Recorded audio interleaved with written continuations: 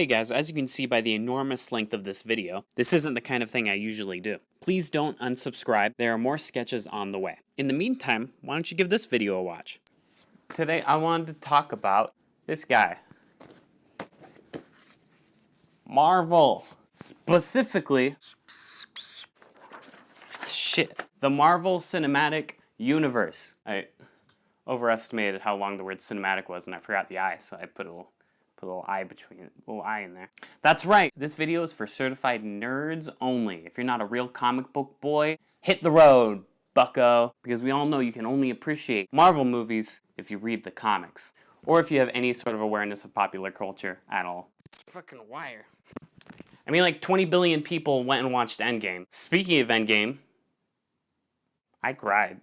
I cried like a little baby. But I ain't ashamed. I ain't ashamed that I cried because, and pardon my language, I gosh dang love the Marvel Cinematic Universe. I'm not going to say anything about Endgame because I don't want this to be a spoiler video. That's not what this video is. No, go back. No, I wanted to talk about my very close, intimate relationship with this multi-billion-dollar franchise. Let's start at the beginning with a film that was released in 2008 and featured Robert Downey Jr. as Tony Stark. I am, of course, talking about The Incredible Hulk. Guys, I messed up. My first actual MCU movie was the Hulk movie that everybody forgets is actually a part of this universe. Back in high school, my brother and I, we went to go see Iron Man and the Hulk. They were in theaters at the same time, and we just kind of arbitrarily chose to watch the Hulk first. We wanted to watch them the same day because we caught wind that they were connected to each other. So we sat down to watch the movie, and then we got to that scene where Tony Stark pops up, and I was like, oops, I did that wrong. By the way, the brother that I'm talking about is getting married in a few weeks. Congrats, Patrick. Feliz cumpleaños. Of course, we saw Iron Man right after that, and damn, what a sweet film, man. Robert Downey Jr.'s performance was instantly iconic. How does he embody this character so well? Is he just that good? Does he take from his personal life? Is it offensive to ask him? Just how many licks it takes to get to the center of a Tootsie Pop, the world may never know. And then, of course, Nicholas J. Angry showed up at the end of Iron Man, teasing a future Avengers movie. There were several reasons why this didn't really keep me up at night. I wasn't losing my mind excited over this. One of the reasons was one of the greatest superhero movies of all time, The Dark Knight, had come out a few months later. It was pretty much overshadowing everything about this cute little connected universe thing that Marvel was working on. Another reason, I genuinely thought it was never going to really happen. There's so many little pieces that would go into making this connected universe junk. I thought, oh, they'll probably make one or two more of these, and then the whole thing will fizzle out. I wanted it to happen. I've dreamed about superhero team-up movies since I was like a little young boy, since I was like a little baby Jeremy. I'd always wanted to see a movie where Tobey Maguire's Spider-Man would interact with Hugh Jackman's Wolverine, or Eric Bana's Hulk, or Ben Affleck's Daredevil.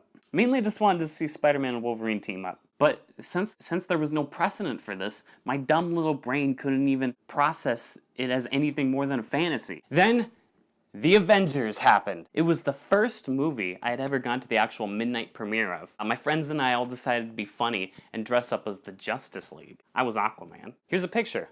Here's a picture of everybody. I'm gonna go ahead and cover up their faces to protect their identities. We all pretended like we mistook this for a Justice League movie, and the employees actually let us run through the theaters during the previews, shouting, "Yeah, Justice League movie! Oh my god, we're so excited for the Justice League movie!" Everybody loved it, and absolutely nobody found it annoying. Then, the movie started. No, not the movie. For 2.5 hours, we weren't watching a film. We were experiencing something completely new. People were cheering, celebrating. There was this guy in the back who every time Thor showed up on screen, he would get up and just shout, "Thunder!" It was like these characters were real, and we were actually rooting for them to win this battle against this cosmic enemy. And when they won, we all experienced real, genuine joy.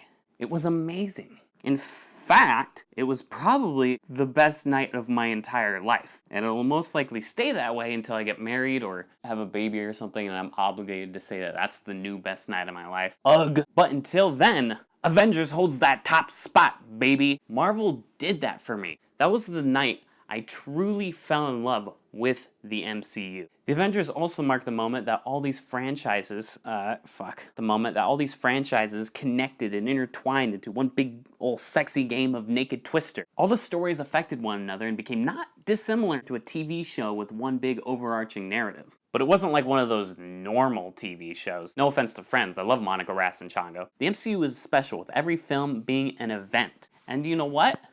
They're all good, at least officially. I enjoy all of them, let's just say that, okay? Yes, every single, go away, yes, every single one. Yeah, some of them aren't exactly masterpieces. Some are just straight up disappointing, but even when we get a weak film or two, they're usually followed up by a straight up home run. And usually it's a home run made by these guys. You know who these are.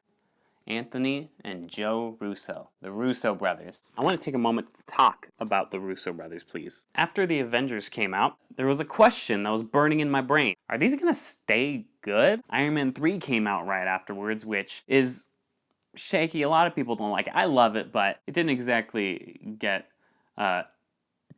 Then Thor: The Dark World came out, which that one's a pretty objectively stinky movie. So I was here thinking, shit, Avengers was probably a fluke, huh? There's a very good chance I'm never gonna be truly blown away by a Marvel movie ever again. Then Winter Soldier came out and was like, nah dog, I got you. Here's one of the greatest standalone superhero movies ever made. Don't even trip, dog. I was talking about us thinking about how characters were real before. This is a movie that understood character. The movie had a unique challenge. How do we bring a classic style character into the modern world and make him enjoyable and relevant? Do we fundamentally change who that character is? No!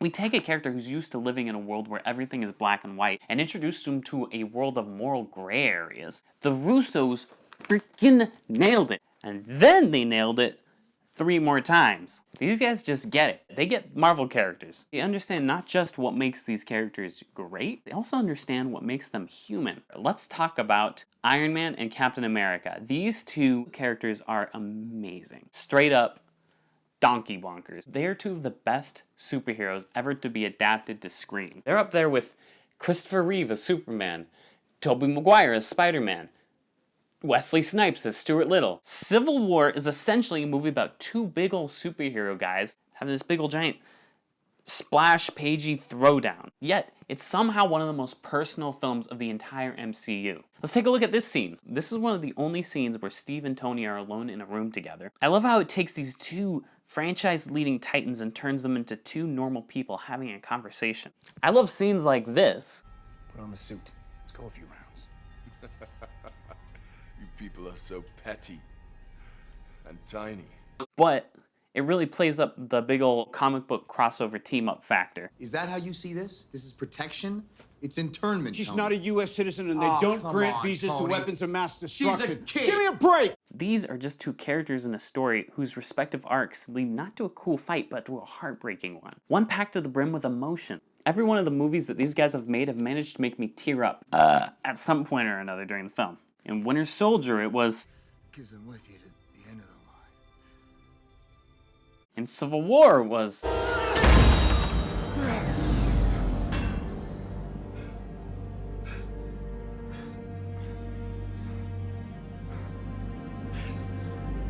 And in Infinity War... I don't want to go. I don't want to go. Sir, please. Please, I don't want to go. I don't want to go. The point I'm trying to make here is these Russo guys really helped me stay interested in the MCU. Hiring them was one of the best decisions Marvel has ever made. And honestly, I'm gonna be really sad now that they're done. I mean, we still got James Gunn for another movie, thank God. And then there's this Taika Waititi guy who might actually make another Thor movie. So yeah, it's gonna be weird having a universe without a good amount of the actors and creators who brought it to life initially. But you know what? These guys aren't the only ones on the planet who got talent.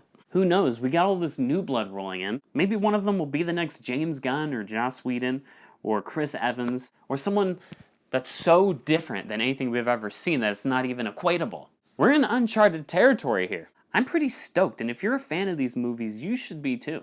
All right, I'm gonna sign off here now. Kevin Feige, if you're watching this, which I know you are, call me and we'll arrange a day where we can meet up so I can give you a big ol' open mouth kiss.